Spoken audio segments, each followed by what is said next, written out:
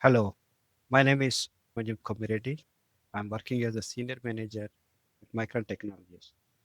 I'm leading team of citizen developers who supports enterprise applications such as Team Center, Rapid Response, building RPA tools using UiPath, robotic process automations, and our team also includes dashboard development using Power BI and Tableau. Today, I'm going to discuss about how and why we should build scalable platforms for developers.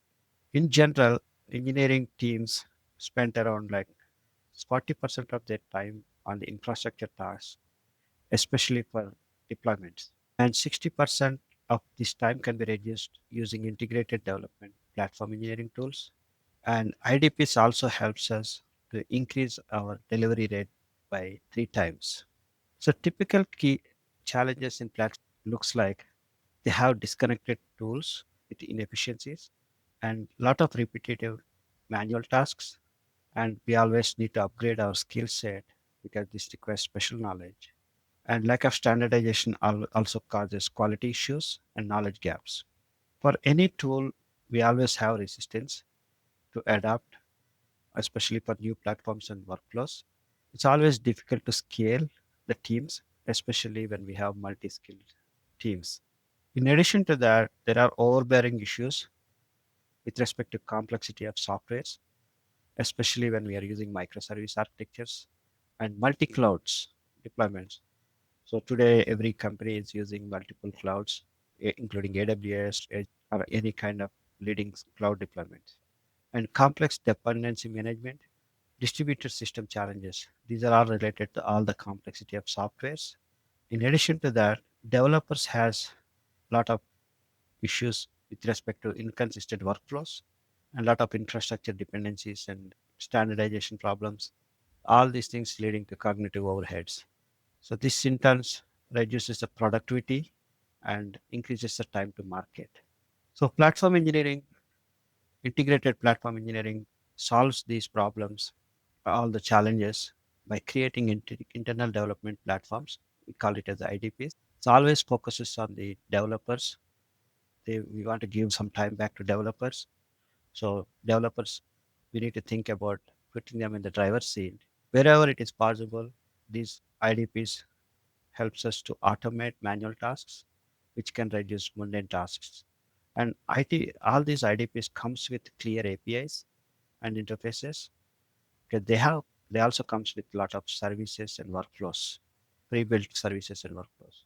This IDPs also platform engineering tools also comes with a lot of metrics where we can use the metrics to adapt, increase the efficiency, and also in turn like we can increase the development satisfaction. So core components in the platform engineering starts with self-service infrastructure. It's a key component for IDPs, which will help to reduce the wait time, remove the bottlenecks. They will improve the teams, empower the teams, and reduce the deployment complexity by 60% or more. So integrated toolkit is a core component which has key components such as version control, security scanning, performance testing, compliance checks, and deployment automation. They helps in increasing the productivity and developer confidence. Like I mentioned earlier, observability and monitoring frameworks. This is a key factor for platform engineering, which comes with logging, metrics, traces, and also some of the advanced capabilities like how to detect the anomalies, interactive visualization, and proactive alerting with automation. So here are the best industry best platform engineering tools. Like I mentioned earlier, each component has its own flavors. So self-service infrastructure, Kubernetes, Terraform, Pulumi, Crossplane, these are the tools widely used. For CI/CD, Argo CD, Tekton, GitHub Actions, Jenkins X. These are the tools managers for CI/CD. For observability, especially for metrics, Prometheus, Grafana, OpenTelemetry, Datadog are the tools. For incident and service management, Backstage, Humanitech, Query are the tools. And finally, for security, we can use Vault, OPA, and Sync. So, what are the strategies we should use for implementing? So, for developers centric, we need to follow the best practices, API design, following the API design principles, and command line tools for automations. So, establishing metrics, this is a key because we need to monitor active users and deployments time and how much platform usage. In addition to that, we should monitor productivity metrics and satisfaction metrics. So another strategy is creating feedback loops. So we should be analyzing collecting the data, usage data, errors, performance metrics, gather the feedback, analyze the patterns, and identify the improvements. And we should communicate the plan to gain the confidence. Finally, we need to deliver the improvements based on the constant feedback. So this is a cycle we need to continue to evolve in the platform engineering implementations. So now I'm going to explain about few success stories. The first story is about e-commerce giant. The biggest challenge they faced up is like how to scale up the team. So they build the platform engineering tool by building the platform, focusing on provisioning standard development environment and integrated CI/CD pipeline automation and centralized observability metrics. So this helped this e-commerce giant. They increased the feature velocity by 3 times and they reduced the production bugs by 75%. They have fewer deployment failures and that improved 60% of their deployment failures, deployment failures. Of course, it comes up with a developer satisfaction. The next success story is financial services firm. So they struggled with operational overheads, manual security reviews, audit trials, and change management processes. They created a lot of bottlenecks and they delayed the feature releases by months. So that's a biggest challenge they have. So they developed the platform by embedding compliance, enabling automated security, and policy as a code implementation they adopted, and self-service provisioning, which helped them to available on demand. Finally, they reduced the overhead by 50% and improved the time to market and less security incidents. The third success story is with the technology startup.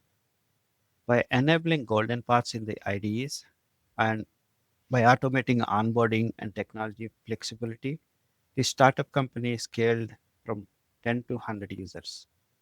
And this is achieved by investing in the platform engineering early in the growth journey. Okay, a lot of times we have the confusion about platform engineering, DevOps, and software reliability engineering. So here are the key differences. Platform engineering main goal is to build internet development platforms to make it consistent, whereas DevOps focuses on bridging the gap between development and operations. And software reliability engineering focuses on the reliability of the software. And there are different tools in the market and different metrics for each section. So, like I outlined here, like platform engineering focuses on the productivity and adoption, whereas SRE focuses on uptime and latency. And DevOps focuses on MTTR and deploy frequencies. So these disciplines often overlap, but they have distinct focus. Okay, what is the future of how this platform engineering is going to evolve in future? The biggest challenge currently is how can we how can we work on the multi-cloud environments? So basically enabling workload portability between the cloud providers. If we can achieve that is the biggest success. I think things are going in that direction. The next biggest thing is a lot of Gen AI and agentic AI innovations. They helps this platform engineering in big way. So LLMs for code generation, intelligent automation, robotic process automation, predictive analysis. So it looks promising for future innovation. And finally, these tools should move beyond reactive operations to proactive capacity planning. So that way we can sustainably impact, we can do make sustainable impact on the platform operations. Okay, how do we build platform engineering and what are the strategies we should be using? First and foremost, we need to have clear vision of the future and understand the problem statement and always start with a narrow scope. Then you can scale it up and focus on building the team with unique skill set. By using the observability metrics, constantly measure the success and evolve continuously and keep on getting feedback from developers to innovate. The key takeaways from the platform engineering perspective is it is complexity of today's software ecosystem. It is demanding the need of platform engineering.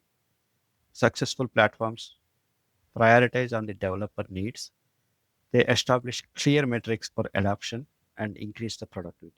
As I mentioned earlier, always start with narrow scope and scale it. Finally, platform engineering is not an optional anymore. It is the foundation for software excellence, given the direction of future citizen development and a lot of non-code environments. Thank you.